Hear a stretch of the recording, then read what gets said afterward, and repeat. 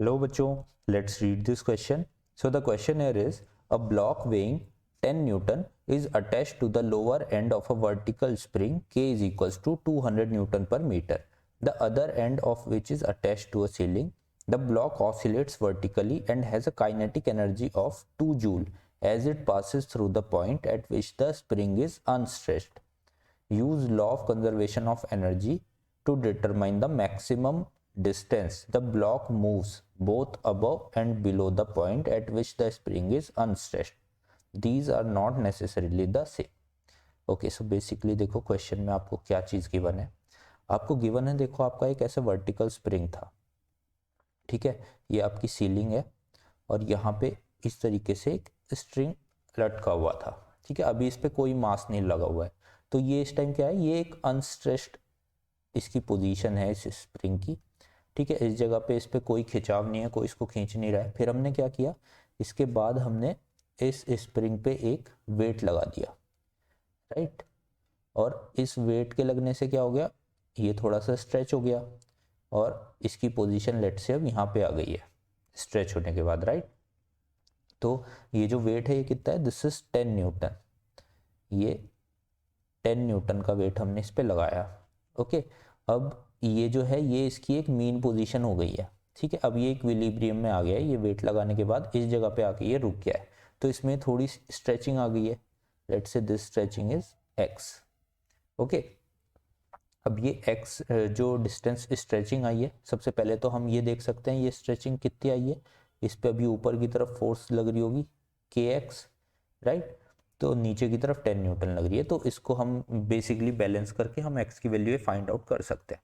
अभी क्वेश्चन में फिर उसने क्या कहा कि जो इसकी मीन पोजीशन है, दिस इज मीन पोजीशन.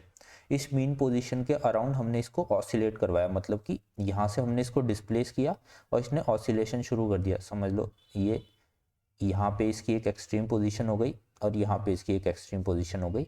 इन दो पॉइंट्स के बीच में ये ऑसिलेट करने लगा इस तरीके से, राइट. ऊपर नीचे ऊपर नीचे. अब ऑसिलेशन शुरू हो गया, ठीक है. अब इस ऑसिलेशन के बारे में उसने एक चीज बताई है कि जब वो इस मीन पोजीशन से पास कर रहा होगा, ऑसिलेशन के दौरान जब वो इस जगह से दोबारा पास कर रहा होगा मीन पोजीशन से, तो उस टाइम उसकी जो काइनेटिक एनर्जी होगी, उसकी काइनेटिक एनर्जी है वो कितनी है, 2 जूल है, right. This thing is given. अब आपको क्या पूछा हुआ है कि इसकी जो ये मीन जो इसकी जो इनिशियल पोजीशन थी जिस टाइम ये अनस्ट्रेच था, ये वाली position, let's say this position is, इसको क्या वाई वाई मान लेते हैं, this is Y Y dash position, ठीक है. तो ये वाई वाई डैश पोजीशन से कितना ऊपर गया और कितना नीचे गया, ये दोनों डिस्टेंस आपको बतानी है. कि इसकी जो शुरुआत में अनस्ट्रेच पोजीशन थी, अब ये जब ऑसिलेट कर रहा है तो इसकी जो एक्सट्रीम पोजीशंस है वो ये इसकी वाई वाई डैश पोजीशन से कितना ऊपर है और कितना नीचे है, ये वाले दोनों डिस्प्लेसमेंट आपको बताने हैं. तो देखो एक तो हमें क्लियरली पता चल रहा है कि दोनों इक्वल तो नहीं होंगे, है ना, क्योंकि ऊपर वाला डिस्प्लेसमेंट कम होगा और नीचे वाला ज़्यादा होगा, क्योंकि ऑलरेडी ये जो एक्स है ये पहले डिस्प्लेस हो गया था, है ना. तो चलो इसको फाइंड आउट करते हैं. सबसे पहले तो की कॉन्सेप्ट समझते हैं हम यहाँ पे क्या यूज़ करने वाले हैं. Your key concept will be, we are going to use the conservation of energy, ठीक है. तो कंजर्वेशन ऑफ एनर्जी हम कैसे लगाएंगे, देखो कोई भी एसएचएम होता है, लेट से ये आपका कोई सिंपल एक हॉरिजॉन्टल स्प्रिंग मास सिस्टम अगर हम देखें, ये अगर एसएचएम कर रहा है, ये दोनों इसकी एक्सट्रीम पोजीशंस हैं, इन दोनों पोजीशंस के बीच में ये एसएचएम कर रहा है और ये इसकी मीन पोजीशन है, राइट. तो हम हमेशा जानते हैं क्या होता है कि जो इसकी एक्सट्रीम पोजीशंस होती हैं वहाँ पे जो इसकी पोटेंशियल एनर्जी होती है ये मैक्सिमम होती है, ठीक है. और इस टाइम पे इसकी काइनेटिक एनर्जी जो होती है वो जीरो होती है, क्योंकि यहाँ पे इसकी वेलोसिटी जीरो हो जाती है और ये दोबारा फिर अपनी डायरेक्शन चेंज करके पीछे की तरफ मूव करने लगता है. और जो इसकी मीन पोजीशन होती है यहाँ पे जो इसकी काइनेटिक एनर्जी होती है ये जो है मैक्सिमम होती है, और इस टाइम पे इसकी पोटेंशियल एनर्जी जो है वो जीरो होती है, क्योंकि मीन पोजीशन से इसकी डिस्प्लेसमेंट जीरो है.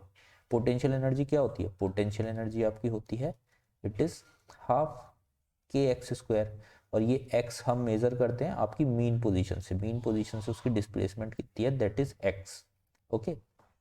सो बेसिकली आपकी मीन पोजीशन पे x 0 हो जाती है तो पोटेंशियल एनर्जी 0 हो जाती है, और एक्सट्रीम पोजीशन पे आपकी जो x होती है वो मैक्सिमम होती है, एम्पलीट्यूड के इक्वल होती है।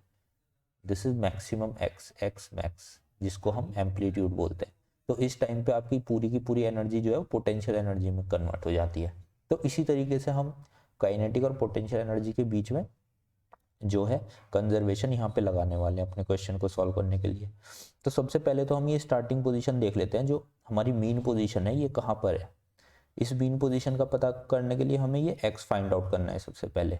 तो जब वो अनस्ट्रेच्ड पोजीशन पे था, वो यहाँ पे था, फिर हमने उसके ऊपर वेट लगाया 10 न्यूटन, तो वो खींच के नीचे आ गया, और उस टाइम पे इसके ऊपर जो ऊपर फोर्स लग रही है वो कितनी है, kx, राइट।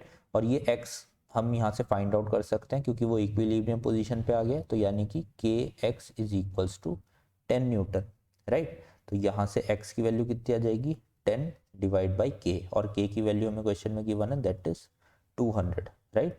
तो इसको अगर हम सॉल्व करेंगे तो 1/20, तो ये कितना आ जाएगा, दिस इज 0.05 मीटर।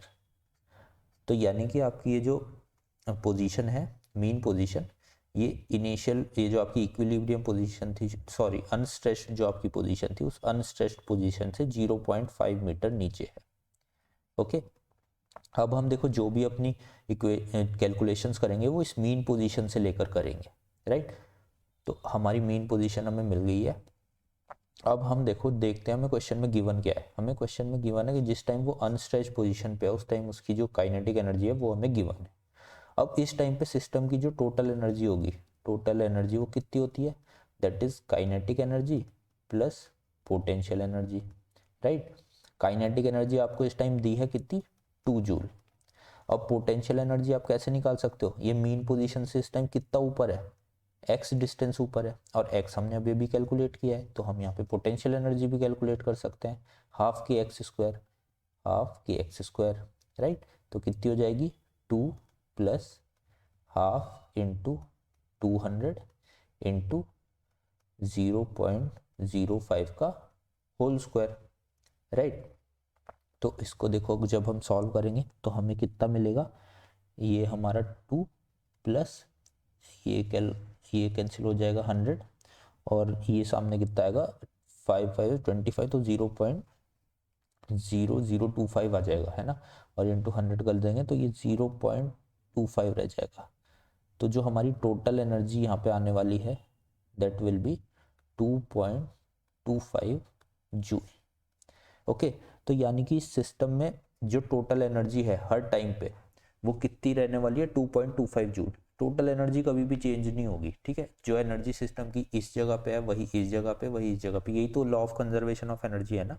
सिर्फ एनर्जी काइनेटिक से पोटेंशियल में चेंज होती रहेगी, आपकी काइनेटिक और पोटेंशियल एनर्जी की वैल्यू चेंज होती रहेगी, टोटल एनर्जी हमेशा क्या रहने वाली है, दिस इज कंजर्व। और ये टोटल एनर्जी है कितनी, दिस इज 2.25 जूल। ओके, तो अब बेसिकली हम अगर देखें हमें ये चाहिए कि ये एक्सट्रीम पोजीशन कितनी है, ठीक है। मीन पोजीशन से एक्सट्रीम पोजीशन की डिस्टेंस हमें कैलकुलेट करनी है, ये डिस्टेंस, और इसी को हम एम्पलीट्यूड बोलते हैं। जो आपकी मेन पोजीशन से एक्सट्रीम पोजीशन की डिस्टेंस होती है वही आपका एम्पलीट्यूड होता है। अगर आपने एम्पलीट्यूड कैलकुलेट कर लिया तो आपको पता चल जाएगा ये वाली डिस्टेंस कितनी थी और नीचे वाली डिस्टेंस कितनी थी, जो हमारे आंसर है, राइट। क्योंकि हम एम्पलीट्यूड में से x को माइनस कर देंगे तो हमें ऊपर वाली डिस्टेंस मिल जाएगी, और इसी तरीके से हम एम्पलीट्यूड में से x को ऐड कर देंगे तो हमें ये वाली डिस्टेंस मिल जाएगी। ओके, तो चलो कैलकुलेट करते हैं। देखो जो हमारा एक्सट्रीम पोजीशन है, ये वाली पोजीशन, इस टाइम पे आपकी जो टोटल एनर्जी है वो ही आपकी पोटेंशियल एनर्जी के इक्वल हो जाएगी, मैक्सिमम पोटेंशियल एनर्जी के, राइट। तो आपकी जो मैक्सिमम पोटेंशियल एनर्जी है, जो इसको नेक्स्ट पेज पे करते हैं, जो आपकी पोटेंशियल एनर्जी है मैक्सिमम, वो कितनी हो जाएगी, दिस इज हाफ के एक्स स्क्वायर की जगह ए स्क्वायर हो जाएगा, क्योंकि ये एक्स की मैक्सिमम वैल्यू है, राइट। तो यहाँ पे आपका कितना आ जाएगा, पोटेंशियल एनर्जी मैक्सिमम तो वही रहने वाली है जो आपकी टोटल एनर्जी है 2.25 जूल, क्योंकि एनर्जी तो कंजर्व है, ठीक है। अब यहाँ से आपको क्या मिल जाएगा, half into 200 into A square is equals to 2.25।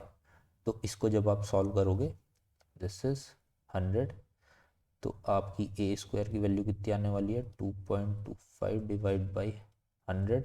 आपको ए चाहिए तो आप इसका अंडर रूट ले लोगे, और आपको आपका एम्पलीट्यूड जो यहाँ से सॉल्व करके मिलने वाला है, एम्पलीट्यूड की वैल्यू आपको यहाँ से कितनी मिलेगी, your amplitude will be equals to 0.15 metre.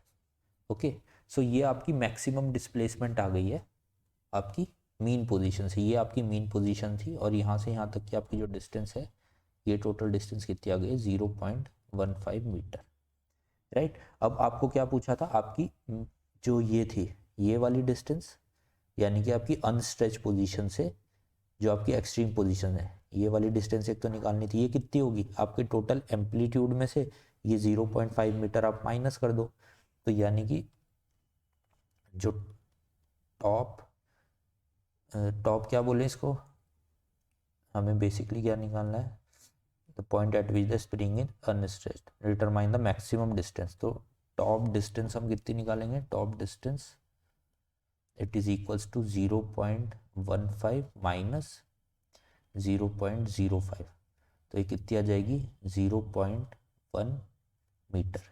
तो ये तो आपकी टॉप डिस्टेंस आ गई, और जो आपकी बॉटम डिस्टेंस आ जाएगी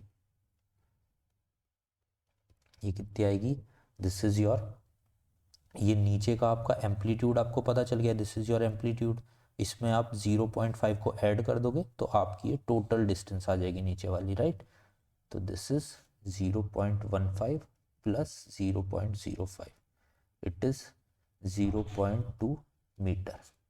सो ये दोनों आपके करेक्ट आंसर हो जाएंगे, 0.1 मीटर एंड 0.2 मीटर। तो हम ऑप्शन में चेक कर लेते हैं ये हमें कहाँ पे गिवन है, this is your option number B, 0.1 meter and 0.2 meter. So I hope you understood this concept. Good luck.